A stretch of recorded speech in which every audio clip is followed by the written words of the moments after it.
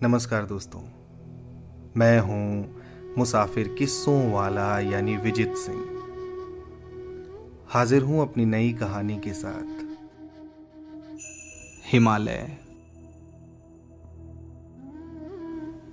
बहुत देर तक दोनों खामोश बैठे थे। माध्यम ने उस खामोशी को तोड़ते हुए कहा, तुमने वादा किया था आराध्या कि तुम मेरे साथ हिमालय की बर्फीली चोटियों पर चलोगी। तुमने मुझसे कहा था कि तुम चाहती हो कि मैं उन पहाड़ियों पर तुम्हारा नाम जोर से पुकारूं और मेरी नकल करके वो पहाड़ भी तुम्हारा नाम दोहराएं।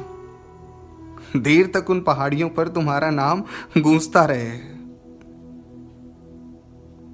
माध्यम की बात काटते हुए आराध्या ने कहा,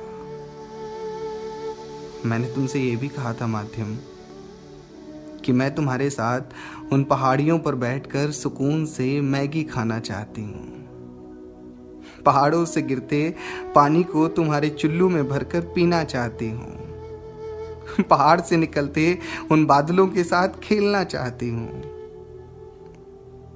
लेकिन अब इन सब बातों का क्या मतलब माध्यम? सिर्फ हफ्ते भर बचे हैं मेरी सगाई में।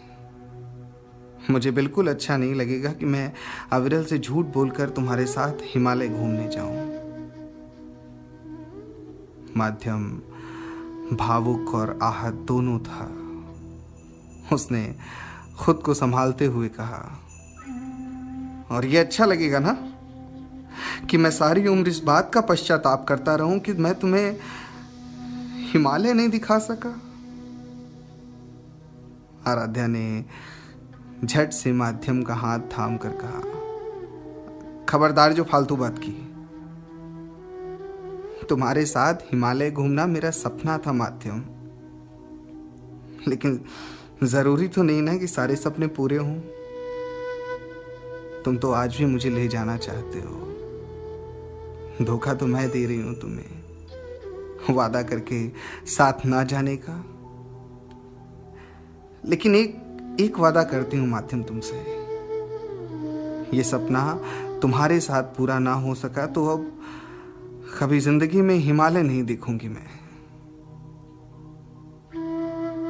दोनों की आंखों में लाचारगी के आंसू थे। वक्त ने दोनों के पांव में बेचारगी की बेड़ियां डाल रखी थी।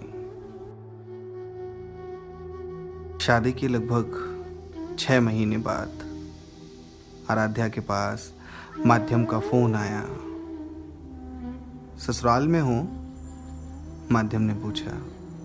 हाँ, और तुम कहाँ हो? घर में सब लोग कैसे हैं? आराध्या ने उत्साह से पूछा।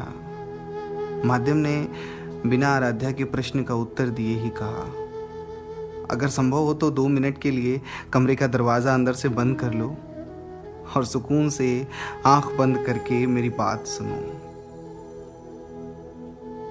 शादी के पहले की तरह से ही पूरे अधिकार से माध्यम का बात करना आराध्या को अच्छा लगा।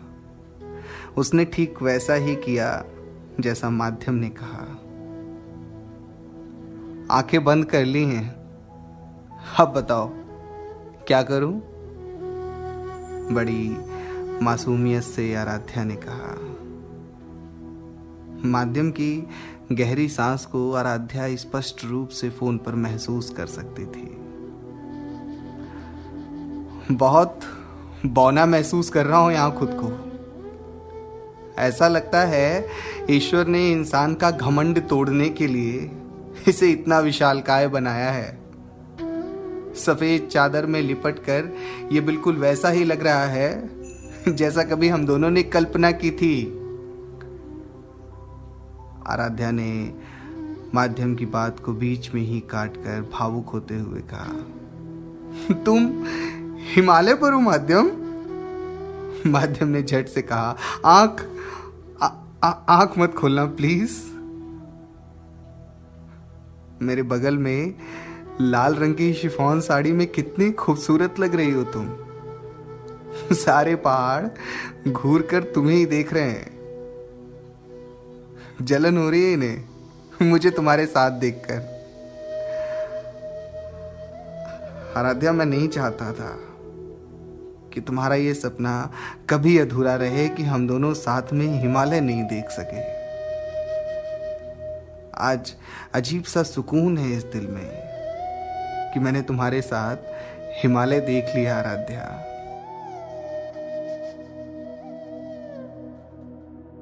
आराध्या की आंखों से आंसू बह रहे थे और चेहरे पर किसी मुकम्मल रिश्ते को हासिल कर लेने वाली मुस्कान थी।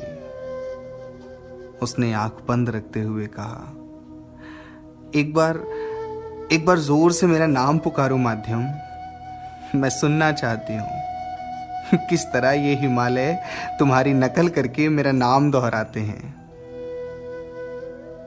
माध्यम ने हाफते स्वर में कहा, बहुत नुकीली जगह पर खड़ा हूं, ज्यादा तेज बोला तो गिर जाऊंगा।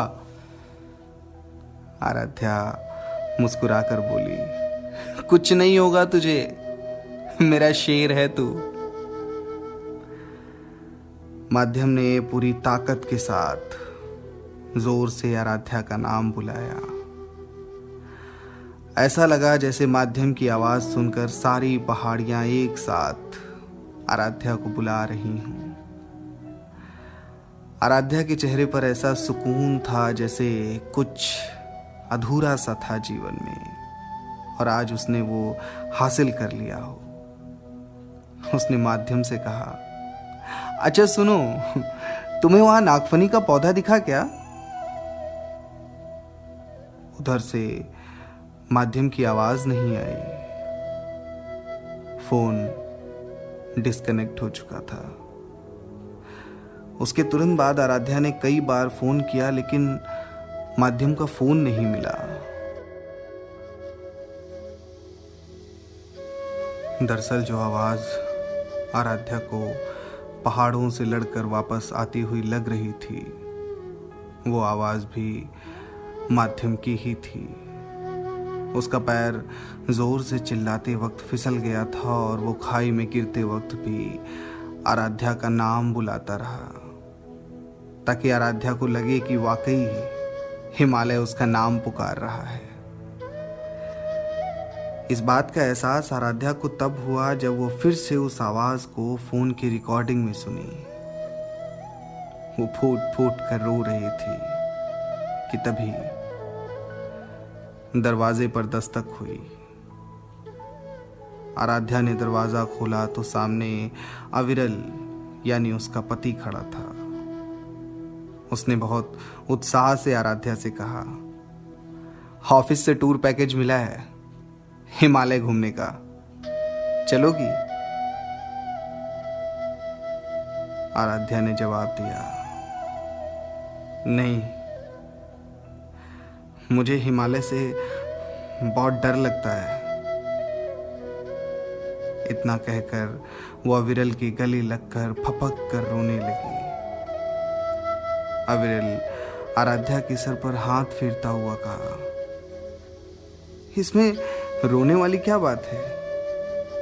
अच्छा, हम लोग कभी हिमालय नहीं जाएंगे, तुम जहां कहोगी वहां चलेंगे हम लोग।